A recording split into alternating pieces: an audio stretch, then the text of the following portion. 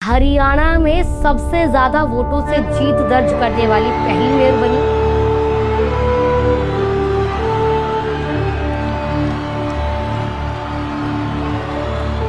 कभी एशिया के सबसे बड़े औद्योगिक शहर कहे जाने वाले इस फरीदाबाद ने इस बार के मेयर चुनाव में इतिहास रच दिया और इतिहास का चेहरा बने प्रवीण जोशी। जोशी जी को जय श्री राम। जय श्री राम। बीजेपी से 20 महिला उम्मीदवार ने आवेदन किया है, टिकट मांगी है, लेकिन मोहर लगी प्रवीण जोशी के नाम पर। और शीर्ष नेतृत्व का आभार व्यक्त करूंगी कि 20 में से अगर उन्होंने एक को चुना है तो। लेकिन एक लिस्ट आई पहले, वो वायरल हुई, फिर वो डिलीट हो गई। क्या गुत्थी थी इसके पीछे? फरीदाबाद की सबसे बड़ी ये समस्या आप क्या मानते हैं? देखिए, पानी सबसे बड़ी समस्या।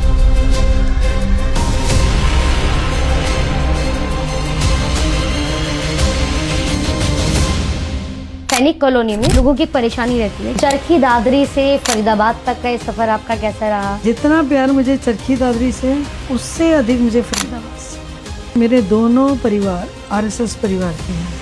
मेरे पिताश्री श्री स्वर्गीय श्री कश्मीर लाल बत्रा जी और इधर पिताजी श्री रमेश जोशी जी, दोनों मित्र थे बाल्यकाल के और दोनों संघ के कार्यकर्ता थे। तो मेरे तो राजनीतिक गुरु तो मेरे ससुर साहब आदरणीय मेरे स्वर्गीय श्री रमेश जोशी जी रहे। घर पर क्या माहौल रहता है? मेरा मतलब है कि जब घर पर आप दोनों बैठते हैं तो शहर पर चर्चा होती है या फिर चर्चा ये होती है कि आज खाने में क्या बनेगा? सब पार्टनर मिलना भी एक सौभाग्य है।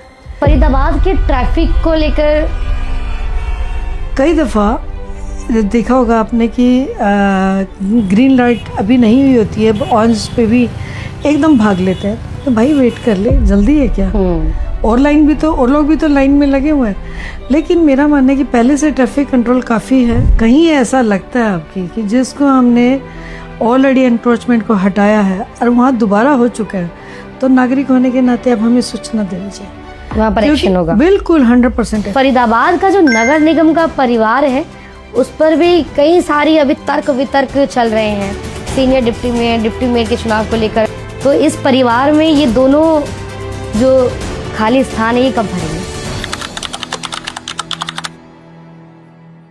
कभी एशिया के सबसे बड़े औद्योगिक शहर कहे जाने वाले इस फरीदाबाद ने इस बार के मेयर चुनाव में इतिहास रच दिया और इतिहास का चेहरा बनी प्रवीण जोशी।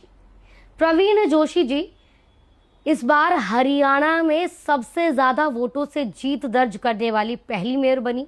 उसी के साथ साथ आपको बताऊं कि 14.5 लाख मतदाताओं की उम्मीद की इकलौती आवाज़ बनकर उभरी। आपने सुना होगा कि हर एक कामयाब आदमी के पीछे एक औरत का हाथ होता है, एक महिला का हाथ होता है, लेकिन फरीदाबाद की इस कहानी में बात कुछ और है। यहाँ एक कामयाब औरत के पीछे उनके पूरे परिवार और खासकर उनके पति का हाथ है।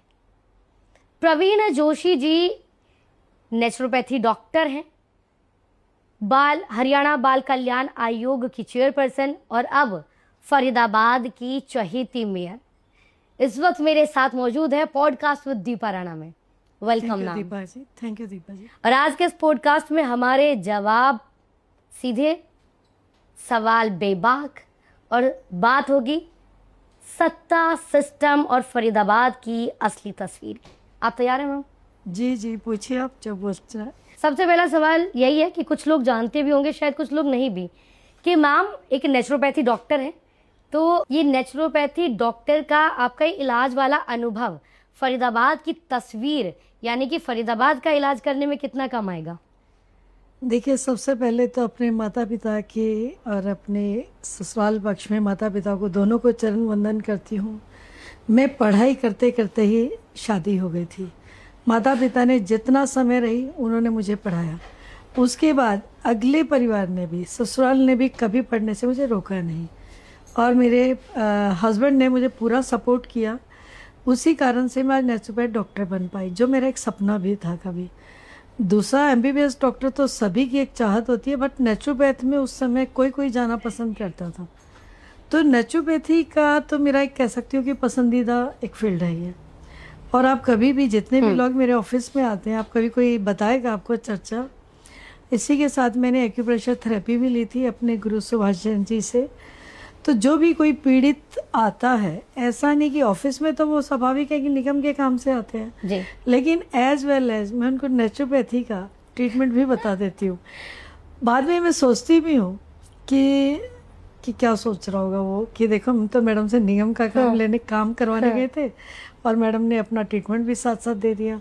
लेकिन मेरा मानना है कि ये काम ऐसे होते हैं कि हम कभी भी किसी को भी सजेशन दे सकते हैं अगर इसमें कोई भी किसी का। और सच तो ये कि कभी फ्लाइट में, कभी ट्रेन में मेरे पास एक दो किट जरूर रहती हैं जी। तो कभी भी कुछ ऐसा लगता है कि सफ़र में किसी यात्री की तबीयत खराब हो गई या किसी को बहुत पुरानी कोई प्रॉब्लम है जो एक्यूप्रेशर से, थेरेपी से, नेचुरोपैथी से ठीक हो सकती है, लाइक अस्थमा है, आपका कोई पैरालाइज केस है, कुछ भी है इस टाइप का, तो मैं उसी समय उनको सजेस्ट करती हूँ। मेरे ख्याल से एवरेज मेरे पास 10 कॉल जरूर इस तरह के डेली आते हैं कि मैडम ये प्रॉब्लम है, हमें कहाँ जाना चाहिए। तो मैं आगे भी सजेस्ट करती हूँ कि यहाँ ये सेंटर्स हैं और मेरी इच्छा है फरीदाबाद में भी कुछ सेंटर्स हैं, लेकिन कोई ऐसा सेंटर भी खुले, कोई इच्छुक हो कि वो फ्री ऑफ कॉस्ट हम उसका ट्रीटमेंट हम दे पाएँ। अगर इसमें MCF के कोई सहयोग की आवश्यकता होगी तो हम वो भी करेंगे। लेकिन मेरे ख्याल से ये ईश्वरीय कार्य ये हमें करना भी चाहिए। राजनीति अपनी जगह है लेकिन मानवता के नाते भी हम जो काम कर सकते हैं हमें करना चाहिए। तो अगर वो नेचुरोपैथी सेंटर वहाँ खुला तो मेयर साहिबा वहाँ डॉक्टर के रूप में भी नजर आएंगे। देखिए मैं वही कह रही हूँ कि दोनों काम साथ में भी हो सकते हैं। मैं 2 घंटे अपनी सेवा के एक श्रमदान जोड़ दूंगी उसमें। नेचुरोपैथी डॉक्टर भी हैं, राजनीति में भी हैं। और एक और बात मैं आपको बता दूं, शायद फरीदाबाद वालों को नहीं पता होगी, मैम की जो कविता है, कविता NCERT की बुक में भी छपी थी, उसके बारे में मैं थोड़ा जर्नलिस्ट बताइए। भी रही हूँ। मैं संस्कृत की तो मेरे सवालों में भी आप कहीं ना कहीं कमी निकाल सकते हैं अभी। मैं चुप रहती हूँ। फिर ठीक है। नहीं ये ठीक है। पॉडकास्ट फिर मेरे लिए ठीक रहेगा। नहीं आप बच्चे हैं अभी, आप लोग बहुत अच्छे लेवल पर हैं और अच्छा अनुभव है आप लोगों का भी। मुझे संस्कृत की मैं स्टूडेंट रही हूँ, ऑलमोस्ट ईश्वरीय कृपा से, माँ सरस्वती की कृपा से टॉपर रही हूँ संस्कृत में। मैंने मास्टर भी किया, PhD भी स्टार्ट किया था, जो कंप्लीट तो नहीं हो पाया।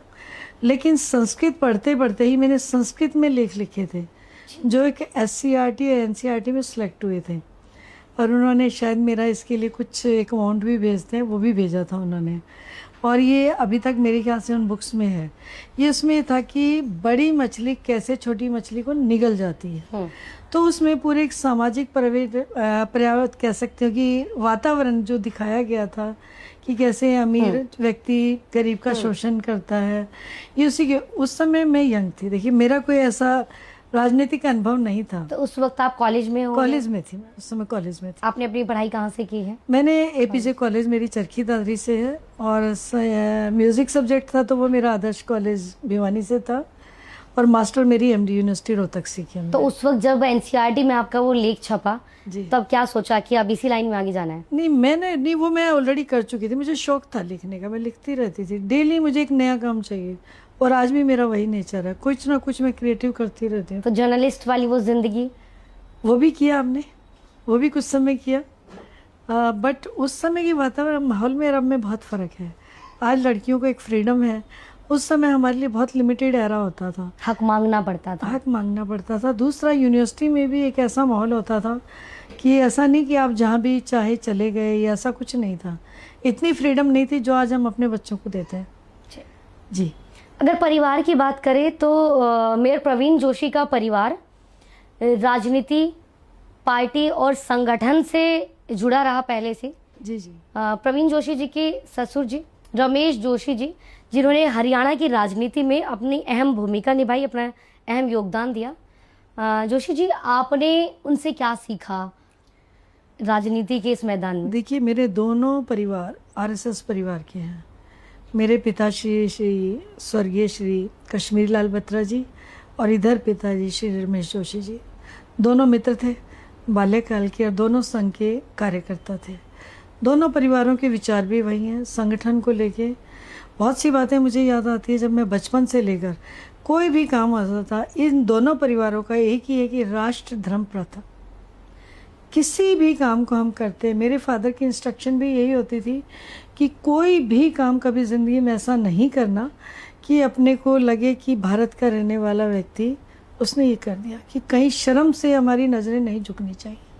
इसी तरह से अगले परिवार में माहौल था, वहाँ भी राष्ट्रधर्म प्रथम था। तो मेरे तो राजनीतिक गुरु तो मेरे ससुर साहब आदरणीय मेरे स्वर्गीय श्री रमेश जोशी जी रहे हैं। आपने अपना नाम बताया प्रवीण जोशी बत्रा। आपने बताया कि कैसे आपने अपने पिताजी से और ससुर जी से, दोनों से ही ये राजनीतिक ज्ञान लिया, जिंदगी की एक बड़ी सीख ली। इस नाम में भी एक सीक्रेट है, प्रवीण जोशी बत्रा, इसको बताएंगे ज़रा? देखिए, मैं पेरेंटल फैमिली से प्रवीण बत्रा हूँ और मेरा अगला परिवार जोशी है। तो अभी बहुत लोग बोलते हैं कि प्रवीण बत्रा जोशी हम क्यों लिखते हैं। क्या अगर बेटी दूसरे घर में चली गई तो क्या उसका अधिकार नहीं रह जाता माता पिता पर, अपने परिवार पर? जिस नाम के सहारे वो 20, 25, 30 साल निकालती है और स्वाभिमान से जीती है, हम उसको क्यों छोड़ें? बिल्कुल। आने वाला परिवार तो हमारा अगला परिवार हो जाता है, जिसमें हमने अपना, जो कहते हैं ना कि मैरिड लाइफ पूर्ण दायित्व निभाने होते हैं, एक माँ के रूप में भी, पत्नी के रूप में भी, बहू के रूप में भी। लेकिन बेटी तो हमेशा बेटी ही रहती है, जिंदगी भर बेटी रहती है। आपने देखा होगा कई परिवारों में कहते हैं कि 2 बेटियां हैं। मैं तो कह रही हूँ गरीब गर्व से कहिए बेटियां हैं। आप कभी भी देखिए, बेटी कहीं भी आपको आवश्यकता हो, चाहे वो शादी हो जाए, वो तुरंत दौड़ कर आएगी। शाम को बेटी आपसे कॉल कर कर ही सोएगी कि मेरे घर में सब ठीक है। हर दिन बेटी आपको कॉल करेगी कि मेरे परिवार में सब ठीक है। तो वो बेटी अपना नाम कैसे हटा देगी, अपना सरनेम कैसे हटा देगी? क्या उसका ब्लड तो कोई नहीं चेंज कर सकता, जो उसको ईश्वर की ओर से मिला। और सच तो ये है कि गर्व महसूस होता है कि आप अब जिस परिवार से आए और जिस परिवार में गए, दोनों परिवार मेरे लिए इक्वल हैं। मैं उस परिवार का नाम भी नहीं छोड़ूंगी और ना ही इसका छोड़ूंगी। मेरे लिए दोनों स्वीकार्य हैं और मैं बहुत स्वाभिमान के साथ और बहुत सम्मान के साथ ये दोनों अपने नाम साथ लेकर चले। घर आपने अपने हर इंटरव्यू में बताया है कि किस तरीके से राजनीतिक मैदान में आपके बैकबोन बने संदीप जोशी जी, आपके जी पति। जी जी जी। लेकिन लोगों को एक सवाल है, लोगों का, मेरा भी, कि घर पर क्या माहौल रहता है जब घर पर आप दोनों बैठते हैं? तो शहर पर चर्चा होती है या फिर चर्चा ये होती है कि आज खाने में क्या बनेगा? सौभाग्य से कहूँगी कि ऐसा पार्टनर मिलना भी एक सौभाग्य है। कभी खाने को लेकर कभी कोई चर्चा नहीं हुई। जो बना टेबल पर आपने रख दिया, उन्होंने खा लिया। कभी भी नखरा नहीं किया, क्योंकि उन्होंने ज़्यादा समय घर से दूर बिताया। तो उन्हें उस खाने की कदर भी मालूम है, कैसे बनता है और कैसे अर्न किया जाता है। वो टोटली इंडिपेंडेंट पर्सन है शुरू से ही। जब से उन्होंने घर छोड़ा उसके बाद से तो उनको उस चीज़ की वैल्यू मालूम है। तो घर में जो है पूरा माहौल तो राजनीतिक रहता ही है। चरखी दादरी से फरीदाबाद तक का ये सफ़र आपका कैसा रहा, और यहाँ के लोगों ने, शहर के लोगों ने प्रवीण जोशी जी को क्या दिया और अब आप उन्हें क्या लौटाना चाहते हैं?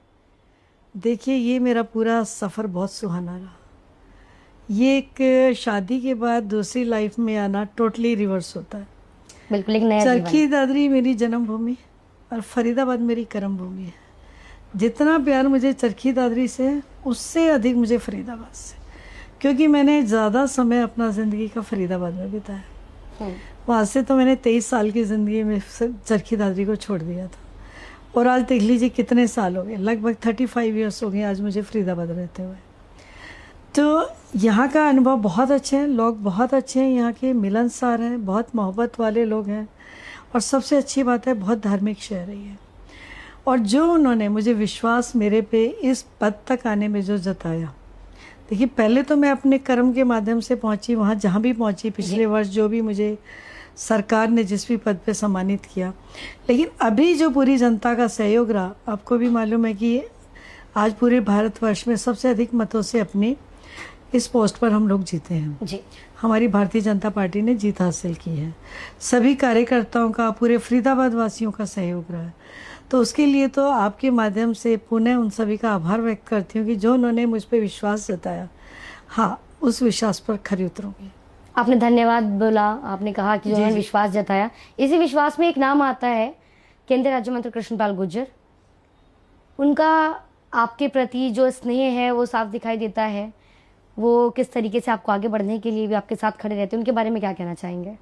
देखिए, मेरे सामने कुछ एक ऐसे चेहरे हैं कि मैं अगर उन्हें चरण स्पर्श करती हूँ इस नाते से नहीं कि माननीय हमारे पहले मुख्यमंत्री श्रीमान मनोहर लाल खट्टर जी भी थे और अभी हमारे माननीय केंद्रीय मंत्री माननीय कृष्ण पाल गुर्जर जी भी हैं और भी माननीय रामविलास शर्मा जी भी। ये बहुत से लोग ऐसे हैं जो पापा जी के समय से हैं। मैं तो उस समय राजनीति में आई भी नहीं थी, मैं तो एक स्टूडेंट थी। मैं उस समय से उन लोगों को जो पापा जी के साथ देखती आई हूँ, तो उसी समय से ही जो मेरे मन में एक रिस्पेक्ट है उनके प्रति उसी लेवल की है और उनका स्नेह भी पूरा उसी उससे रहता है।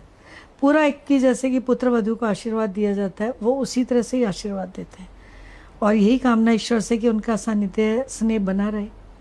इस बार मेयर को सांसद जैसी ताकत मिली है, तो आप अपने आप को किस तरीके से देखते हैं, एक एडमिनिस्ट्रेटर के रूप में या फिर एक पॉलिटिकल लीडर?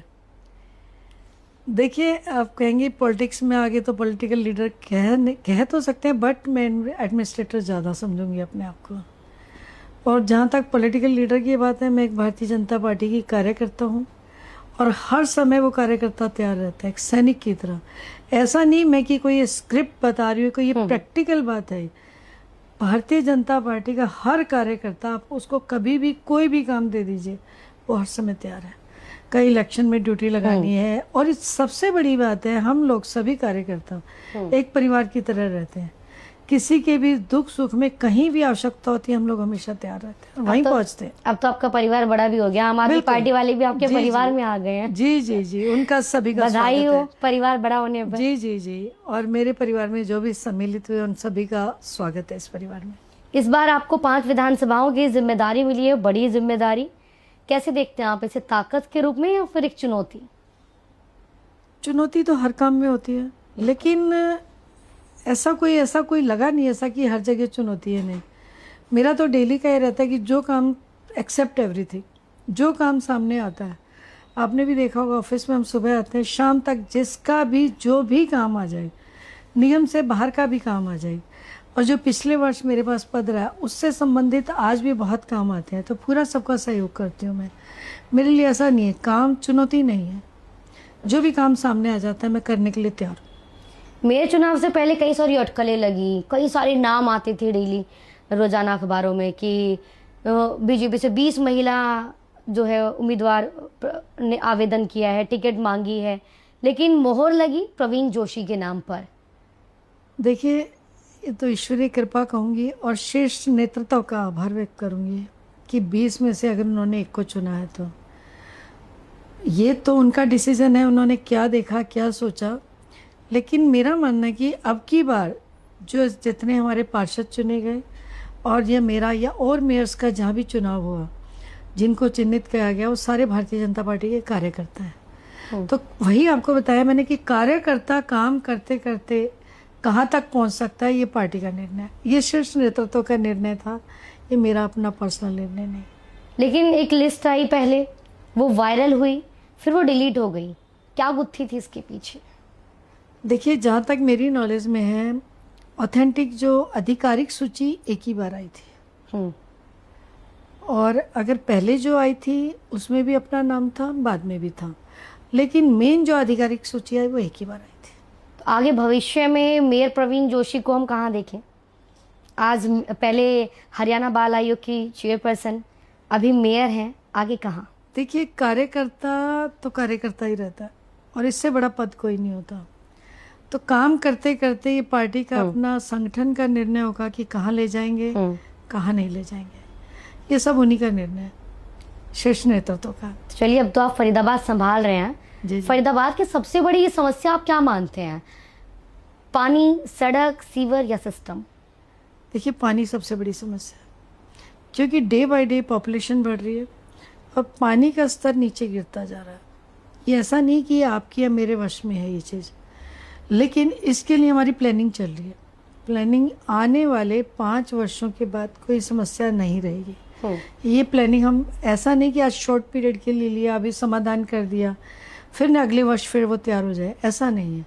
जो भी प्लानिंग चल रही है इसके रिगार्डिंग, बस पानी मेन समस्या है। अभी पानी की समस्या आपने बताई, पानी को लेकर मुझे एक चीज़ याद आई। सैनिक कॉलोनी में अभी कुछ टाइम से या बहुत पहले से ही लोगों की परेशानी रहती है कि वहाँ पानी नहीं आता है कई कई दिन। कभी तो ऐसा होता है 20-20 दिन पानी नहीं आता है। लोग कहते हैं कि पानी बंद कर देते हैं, फिर टैंकर माफिया आते हैं और महंगे दामों पर पानी बेचते हैं? देखिए, इस शहर की जो ज्योग्राफिकल जो कहते हैं कि जो है पॉन्ड टाइप है, तो उसमें एक बहुत सी जगह है, उसमें से मेन आपका सैनिक कॉलोनी है। बहुत सी जगह से पानी की पाइपलाइन नीचे है, उनका घर ऊपर के उस पर हाइट पर है, तो वो उतने प्रेशर से कई दफ़ा पानी नहीं जा पाता है। लेकिन अभी जो हमने समस्याओं का समाधान करना शिविर लगाने शुरू किए हैं, तो अभी कोशिश ये है कि हर घर तक पानी पहुंच जाए।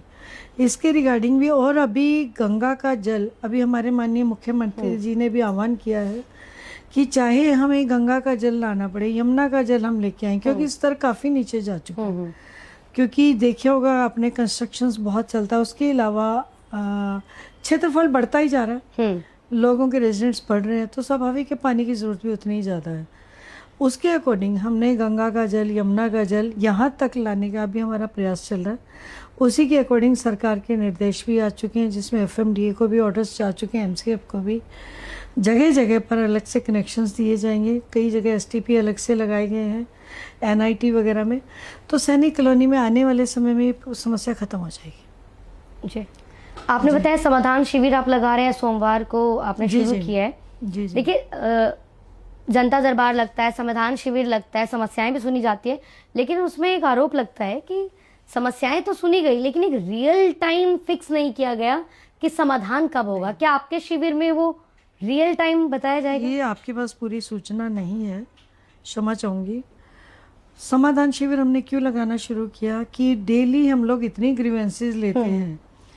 पहले तो अभी तक हमने कोई रिकॉर्ड ही नहीं रखा था, कई बार तो एक वीक के अंदर हम 60-65 तक उनको कंप्लीट सॉल्व कर देते हैं। और अभी क्योंकि लोग कोई टैक्स के लिए आ रहा है, कोई आईडी के लिए आ रहा है, कोई सीवर के लिए आ रहा है, कोई पानी के लिए आ रहा है, तो उस दिन हमने ये इसलिए किया कि एक ही जगह पर, एक ही प्लेटफॉर्म पर सभी की समस्या का समाधान हो जाएगा। सभी अधिकारी हमारे ऑनलाइन थे, बिल्कुल। उसमें से भी करीब 2 घंटे में 40+ आ गई थी। ये तो पहला अनुभव था। नेक्स्ट वीक हमारी उम्मीद है कि 100 से ज़्यादा हो जाएंगे, क्योंकि अभी तक सभी तक वो मैसेज नहीं गया। ख़त्म करने के बावजूद भी ऑफिस के अंदर बहुत से 10-12 लोग तो उसी समय 10 मिनट के अंदर आ गए कि मैडम हम 5 मिनट लेट हो गए, 10 मिनट लेट हो गए, लेकिन हमने उनका भी सुना। और जो समय सीमा है 3 days टू मैक्सिमम 7 days रखी है। इन केस कोई समस्या ऐसी है, जैसे आपने पानी की बताई अभी, किसी की पाइपलाइन डलनी है तो उसमें थोड़ा समय लग जाता है, उसका वो हमने केसेस अलग दे दिए हैं। लेकिन हमने सिर्फ निगम तक की समस्याओं को नहीं सुना, चाहे वो एफएमडीए की थी, चाहे एचएसवीपी की है, चाहे एनएचएआई की है, कहीं की भी है, संबंधित डिपार्टमेंट को हमने फॉरवर्ड की है और संबंधित अधिकारियों को दी है, लेकिन समय सीमा निर्धारित की है। यानी कि समस्या आ जाए तो समाधान होकर ही जाएगा। बिल्कुल बिल्कुल, 100%। फरीदाबाद के ट्रैफिक को लेकर जब मेयर प्रवीण जोशी, क्योंकि आपका पूरा डे बहुत बिजी रहता है, आपको एक जगह से दूसरी जगह जाना पड़ता है, जब आप ट्रैफिक में फंसते हैं तो आपके मन में क्या आता है? क्या समाधान आता है या फिर क्या गुस्सा आता है उस ट्रैफिक को देखकर? देखिए, पॉपुलेशन तो है ही, ट्रैफिक भी होगा, और सबसे बड़ी बात है औद्योगिक नगरी है, लोग आएंगे भी और जाएंगे भी। लेकिन कहीं कहीं जब मैं देखती हूँ किसी ने हेलमेट नहीं पहना हुआ, यू वॉन्ट बिलीव, मैं ग्लास डाउन करती हूँ, उसको बोल के जाती हूँ, तुम्हारी जीवन की वैल्यू बहुत है, तुम्हें नहीं मालूम है, घर शाम को पहुँचना है, इसलिए हेलमेट लगाया करो। जितना भी मतलब ये होता है कि ठीक है, मुझे लगता है कि मैंने एक नागरिक होने के नाते अपना काम कर दिया। कई बार बच्चे होते हैं, सुबह अपना उठाया बाइक, झूम झूम झूम करके अपना दौड़ पड़ते हैं सड़कों पर, लेकिन नहीं, उनको सच में नहीं पता होता है। दूसरा, कई दफ़ा देखा होगा आपने कि ग्रीन लाइट अभी नहीं हुई होती है, ऑरेंज पे भी एकदम भाग लेते हैं, तो भाई वेट कर ले, जल्दी है क्या? और लाइन भी तो, और लोग भी तो लाइन में लगे हुए हैं। लेकिन मेरा मानना है कि पहले से ट्रैफिक कंट्रोल काफ़ी है, और हमारे सीपी साहब भी अब की बार काफ़ी अलर्ट उसमें मूड में ही रहते हैं, और पूरा हमारा ICCC का भी जो ऑफिस है वो भी काम कर रहा है इसके लिए। जी, अपनी ओर से तो हम प्रयास कर ही रहे हैं। अवैध कब्जों पर क्या प्लान है नगर निगम का? देखिए, अवैध कब्जों पर आपने देखा होगा जगह जगह तोड़फोड़ हो रही है, बुलडोजर एक्शन तो चल रहा है। जहाँ जहाँ जो से कंप्लेंट, स्पेशली जो ग्रीन बेल्ट में कंस्ट्रक्शन है या इंक्रोचमेंट है, उसको तो हम जैसे ही सूचना आती है, या हम घूमते रहते हैं, जैसे हमें पता चलता है कि यहाँ इंक्रोचमेंट है तो नेक्स्ट डे हो जाता है, एक सवाल- समटाइम्स सेम डे में। एक सवाल रहता है मैम मेरा, कई जगह मैं देखती हूँ कि अवैध निर्माण कई सालों से बना हुआ है या वो टूट भी जाता है। जैसे मैं इधर बताऊंगी आपको, ये सैनिक कॉलोनी से जब हम पहाड़ी की तरफ चढ़ते हैं, जो पहाड़ है बड़खल है, ये कौन सी जगह है वो, बड़खल। वहाँ पर अवैध अतिक्रमण था। कुछ समय पहले वहाँ धार्मिक स्थल भी तोड़ा गया जो अवैध जगह पर ही बनाया गया था। वहाँ पर जो घर है वो भी, उन पर भी बुलडोजर एक्शन हुआ, लेकिन मात्र 1-2 महीने में दोबारा फिर वहाँ निर्माण हो गया। नहीं नहीं, देखिए जहाँ आप बता दीजिए अगर आपको कहीं ऐसा, मैंने सभी पत्रकार बंधुओं को मैं बोलती हूँ कि आप लोग घूमते रहते हैं, कहीं ऐसा लगता है आपकी कि जिसको हमने ऑलरेडी एनक्रोचमेंट को हटाया है और वहाँ दोबारा हो चुका है, तो नागरिक होने के नाते आप हमें सूचना दे दीजिए, वहाँ पर क्योंकि एक्शन होगा। बिल्कुल 100% एक्शन होगा। ऐसा नहीं है कि कोई काम हमने किया और उसको फिर दोबारा उस पर निर्माण हो गया, ऐसा नहीं।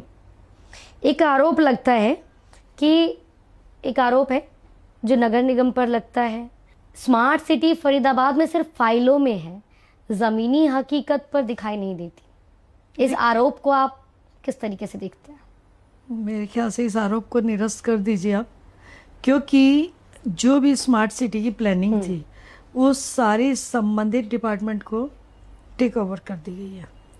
जैसे HSVP को दे दी गई है, कुछ MCF को दे दिया गया है, कुछ FMDA को दे दिया गया है। सारे स्मार्ट सिटीज़ के जो भी काम थे सबको बांट दिए गए। वो काम तो एटलीस्ट चल ही रहे हैं। अगर उन कामों में भी कहीं खामियां आ रही है तो क्या आपकी निगरानी उन पर है? हाँ, उन डिपार्टमेंट्स पर? बिल्कुल बिल्कुल रहता है, बिल्कुल रहता है। पता होता है FMDA क्या कर रहा है, MCF क्या कर रहा है, HSVP सब पता होता है।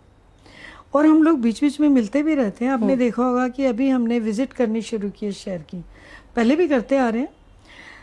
अभी मैंने इंडिविजुअल स्टार्ट की कि जहाँ जहाँ भी ये लगता है कि यहाँ FMDA का काम है, पूरी टीम को लेके चलते हैं हम, चाहे वो इलेक्ट्रिसिटी का है, HSVP का है, NHAI का, सभी डिपार्टमेंट्स को हम लोग साथ लेकर निकलते हैं। तो उसमें जो काम जिसका है उसको बताते जाते हैं कि ये आपका है, ये आपने करना है, ये आपका है, ये आपने करना है। तो वो कार्य ऐसे हमने आपस में किया हुआ इसका। एक बात थी, अभी हमने कुछ टाइम अभी की, आपने एक जवाब में दिया कि मैंने आपको बधाई दी, आपका परिवार बढ़ रहा है। आपने कहा यहाँ परिवार तो बढ़ रहा है, लेकिन इस परिवार में जो भी आता है उन सबका स्वागत है। फरीदाबाद का जो नगर निगम का परिवार है उस पर भी कई सारी अभी तर्क वितर्क चल रहे हैं। सीनियर डिप्टी मेयर के चुनाव को लेकर अभी कुछ वक्त पहले प्रदेश अध्यक्ष यहाँ पहुंचे मोहनलाल बड़ोली, तब भी लोगों को लगा कि आज तो चुनाव हो ही जाएंगे, आज ये फैसला हो ही जाएगा कि सीनियर डिप्टी मेयर और डिप्टी मेयर कब है। तो इस परिवार में ये दोनों जो खाली स्थान है ये कब भरेंगे? देखिए माननीय अध्यक्ष जी तो जब भी फरीदाबाद में आए उनका स्वागत है। देखिए ये ऐसी पोस्ट है, वो पूरे हरियाणा में घूमते हैं अपने प्रवास में, वो कभी भी कहीं भी किसी भी उस पर डिपार्टमेंट में जा सकते हैं, उनका अधिकार है ये। और उस दिन भी शायद औचक ही उनका आना हुआ था। मैं तो खुद ही बाहर थी उस समय जब मेरे पास सूचना आई कि माननीय अध्यक्ष जी आए हैं, तो मैं भी करीब 1.5-2 घंटे की डिस्टेंस पे थी, तो मैं भी वापस आई उनसे मिलने के लिए। तो ये जो परिवार बढ़ने का है, अभी आपने देखा कल गुरुग्राम में परिवार बढ़ने जा रहा है, तो हमारा नंबर भी आ जाएगा, हमारा परिवार भी बढ़ेगा। विचारधारा कई सारी बनाने की कोशिश भी की, जैसे अभी आपने महिला शक्ति वंदन अधिनियम को लेकर कई सारी प्रेस कॉन्फ्रेंस में आप खुद भी नजर आए, लेकिन वो पास नहीं हो पाया। कोई बात नहीं, आने वाले समय में हो जाएगा। हमें पूरी उम्मीद है, हमारे माननीय प्रधानमंत्री जी का जो विज़न है 33% महिलाओं को लेकर, आपको मालूम है कि ये गुजरात के CM रहे, तो आज वहाँ की आप एक बार जाके देखिए, आपको लगेगा कि क्या वास्तव में हिंदुस्तान है ये। इतने खुले में महिलाएं घूमती हैं, इतना सुंदर वातावरण है, महिलाएं वहाँ काम करती हैं, अपने रोजगार चलाती हैं, लघु उद्योग चलाती हैं। तो उस समय एज ए CM उन्होंने जो उनको प्रोत्साहन दिया, आगे बढ़ाया, ये उसी का निर्णय है। जो उनका विजन है कि आज हमारी महिलाएं भी सक्षम हैं, तो क्यों नहीं राजनीति में भी आए। आपको मालूम है ये पंचायत से लेकर पार्लियामेंट तक निर्णायक भूमिकाओं में आज हमारी बहनें हैं, और सक्षम बहनें हैं। और देखिए ये तो एक पॉलिटिकल एजेंडा कहूँगी कि कांग्रेस ने या आपकी TMC ने, सपा ने समर्थन ना देकर बहनों की एक ही अपमान किया है इसके लिए।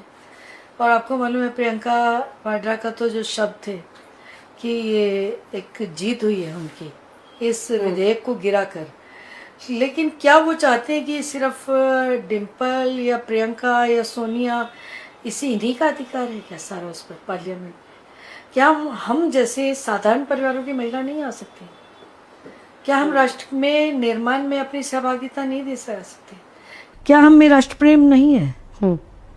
हम में भी तो है, हम भी तो राष्ट्र के लिए कुछ करना चाहते हैं।